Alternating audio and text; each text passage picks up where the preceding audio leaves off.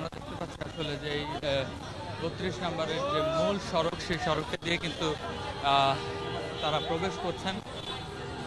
মূলত তাদের কয়েকজনের সাথে আমাদের কথা হয়েছিল, তারা কিন্তু বলছেন যে আসলে হাজারো ছাত্র জনতার উপর যে গণহত্যা চালিয়ে দিল্লি পালিয়ে গিয়ে সেখান থেকে আসলে খুনি হাসিনার যে বিরোধী তৎপরতা সেইটির প্রতিবাদে কিন্তু আসলে তারা কিন্তু দেখতে পাচ্ছি যে সেই বাড়ির যে মূল ফটক সেখান থেকে কিন্তু আসলে ভাঙচুর শুরু করেছেন। এখানে জনতা একত্রিত হয়েছেন এবং তারা এখানে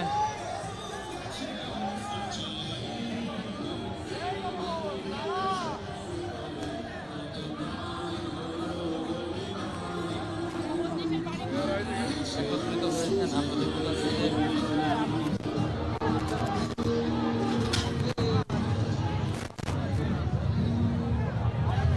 সবগুলো মিছিল কিন্তু জড়ো হয়ে তারা সেই পদযাত্রা তাদের আমরা দেখতে পাচ্ছি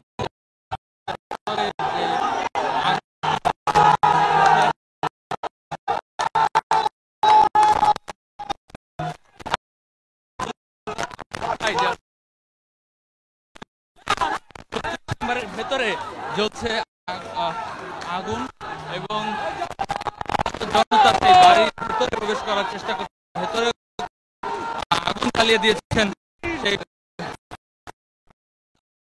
ভেতরে যে এখানে ইতিমধ্যেই কাঁটাতারের